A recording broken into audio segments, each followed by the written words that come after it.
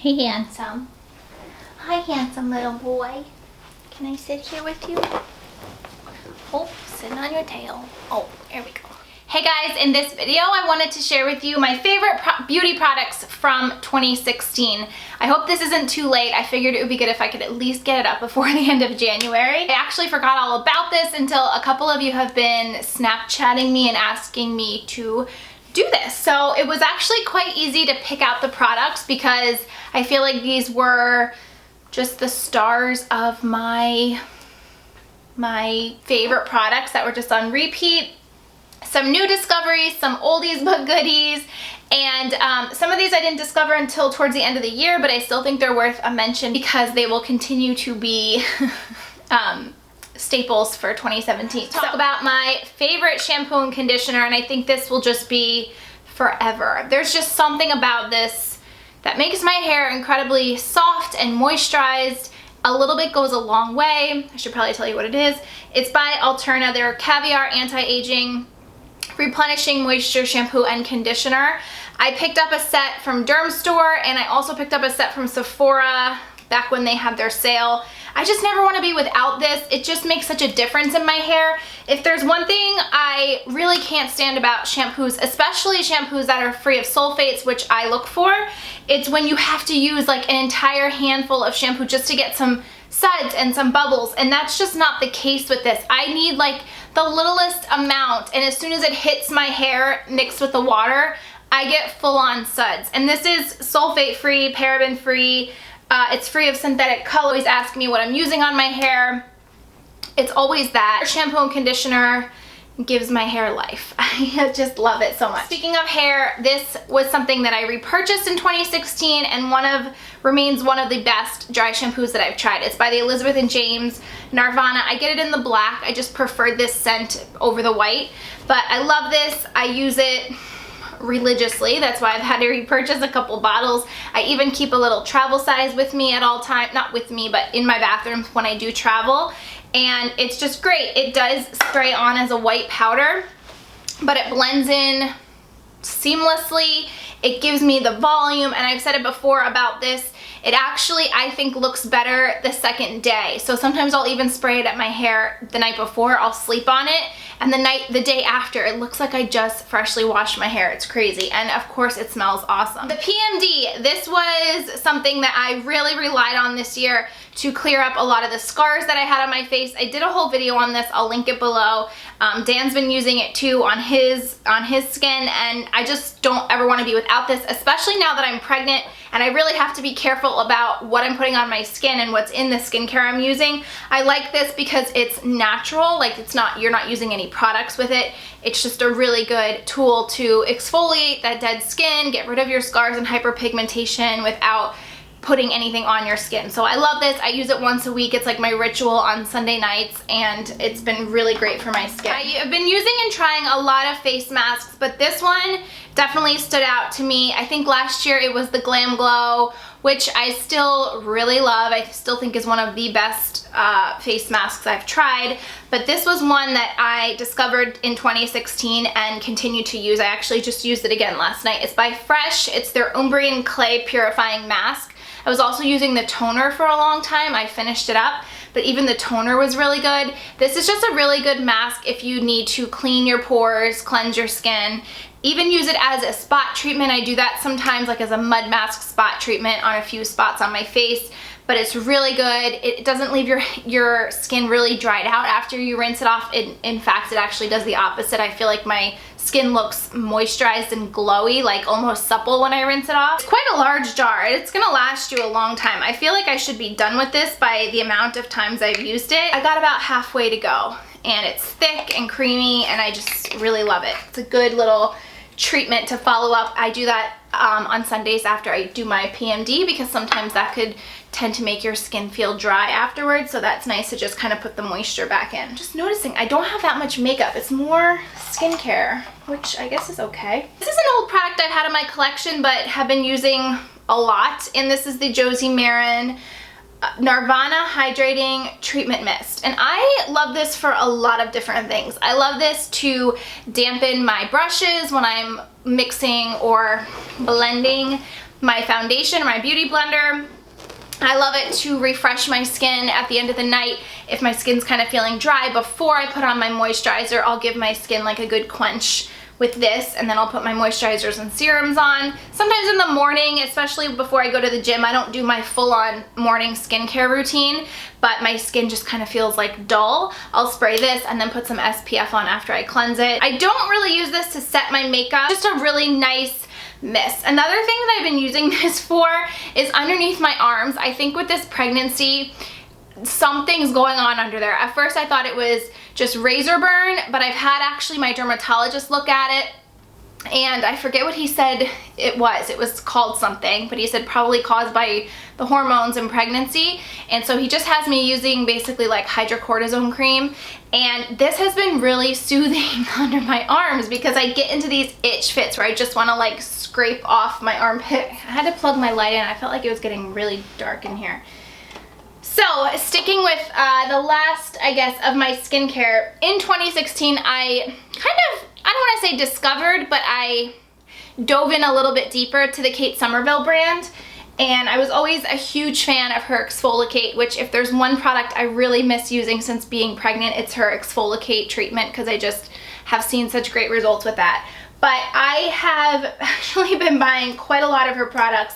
I'm not even sure if I've talked to you guys about them, but I love her goat milk cleanser. This is a really hydrating cleanser. It has a little bit of an oil base, so it's great to take off your makeup and cleanse your skin. You can actually do a double cleanse with this, which I oftentimes do. I love the packaging that it's in this tube, and it's really gentle on my skin, which I so appreciate. And then the other products that I love are her depuffing eye balm. I finished up the one that I was using from H2O Beauty, and I actually prefer this a little bit better. It keeps my under eyes moisturized and feeling hydrated longer. Like hours after I use this, I can still feel, it's not tingly, but very cooling, and it just still feels really good under that area. So I love this at nighttime. And then her goat milk moisturizing cream, I love the little packaging. You push down the pump. I use this morning and night, and unfortunately I was using my argan oil at night for a while. I just recently had a facial, and she said that my skin was incredibly dehydrated, which was new news to me, and I told her what I was using, and she said unfortunately she just didn't think the argan oil was enough for my skin, being with how dry it was. So I started reusing this again. I've definitely noticed, like especially my forehead area, I think that's where I get the most dry. In the mornings when I wake up, it still almost feels tacky from the moisturizer. So I've been using this. It does not have SPF, so in the morning I do layer an SPF with it. But I just really like that if you're looking for a higher end, really good skincare line that's still gentle and not loaded with a whole bunch of not that it's not loaded, but if you're just looking for a basic gentle skincare line, the goat milk is awesome. She obviously has a ton of other treatment products for different things, but I just really love the goat milk for just a gentle, good cleansing. I have also been using her Exfoliate Daily Cleanser. It's got some exfoliation beads, and it's a lot more gentle than the actual treatment, and I do use that as well. It's in my bathroom. All right, switching over to makeup, the Anastasia Banana Powder has been, I don't even know. This has just been such a great discovery and thing that I use every single day to set my under eye makeup.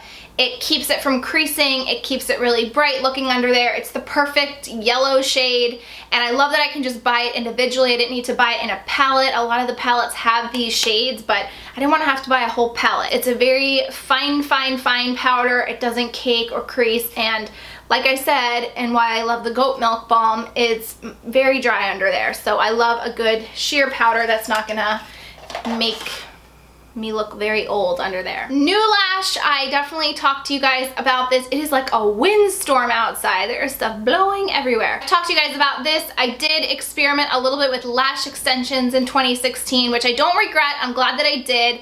Never say and never do it again. But New Lash before and even after really helped to get my lashes back in beautiful shape, if not like the best shape ever. And it's the kind of serum that you just use at nighttime, and it just makes your lashes grow and be thick. You can use any mascara and they look amazing. I get asked in real life constantly if I have lash extensions, if I'm wearing fake lashes, and I really think it's not even the mascara so much as the New Lash. But speaking of mascara, this was a late discovery in 2016, but remains, I think, one of the best mascaras I've tried, and one I'll repurchase, the It Superhero Mascara. I love the wand on here. It is very thick.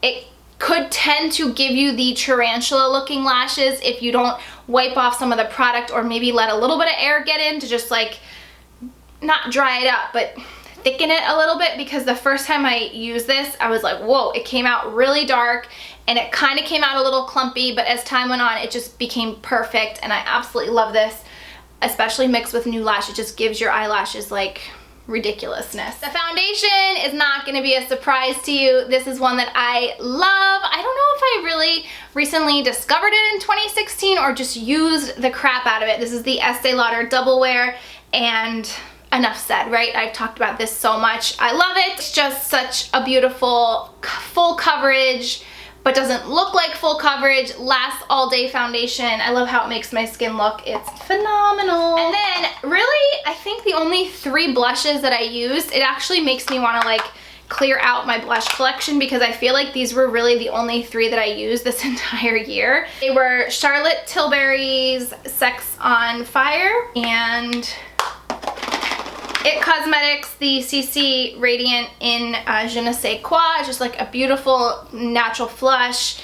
And then for a little bit more depth, I love this one. This is the Clinique Black Honey. It's a little bit darker, but really, no joke, those are the only 3 blushes that I have been using. I switched and I used a different one today because these were in here when I did my makeup, and that was the first time I hadn't used one of these 3. So really love those blushes. I gotta talk eyeshadow palettes, because I bought 2 this past year, and before I bought these 2, the It Cosmetics Naturally Pretty this is so, I'll say, well loved looking. It looks so like it's been through the ringer. Up until I got these new ones, this was my go-to. It remains one of the best palettes I think I've ever had and used, but when I bought these 2, these kind of took over, and they're the Modern Renaissance by Anastasia and the Urban Decay Naked Ultimate Basics Matte Palette. If I only have these 3, I'm not even including my Urban Decay Naked palette, which you guys know has always been a favorite, but if I only have these 3 eyeshadow palettes the rest of my life, I will be so content. Really thought when I bought both of these, like, should I not buy 2 palettes? That seems crazy. But I am happy to report that I have been using these equally. Like, I switch on and off. Today I actually have these on, these colors on. But I just love, love, love the quality, the colors. They're very neutral.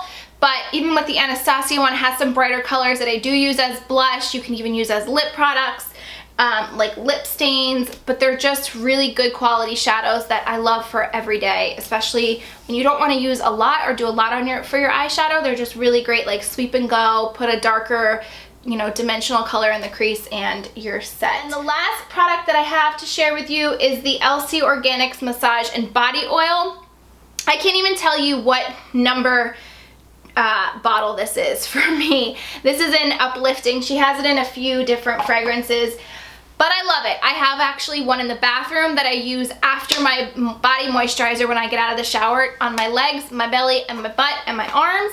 And then I also have one by my bed, and I use it every night before I go to bed, on my legs especially. They're just so dry. I feel like there's nothing, there's no products that I can use that keep my legs from drying out. No matter how much I moisturize them, no matter what moisturizer I'm using, they just always feel dry. And the oil is great because it's a double layer for me with moisturizer. It's so great, but even on its own, it's not greasy. This morning, 20 minutes ago, when I was getting dressed, I put the body moisturizer on, and then I put my oil, and I put these leggings on, and they don't stick to your leg. They don't feel gross.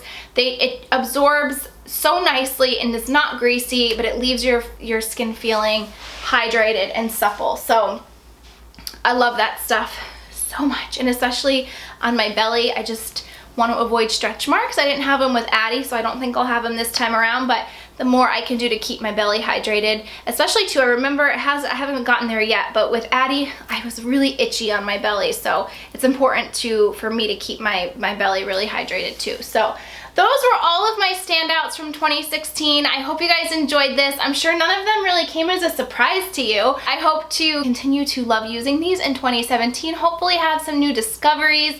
I actually have quite a long wish list at Sephora going right now of some new things. I've been watching their YouTube videos, which I find so helpful.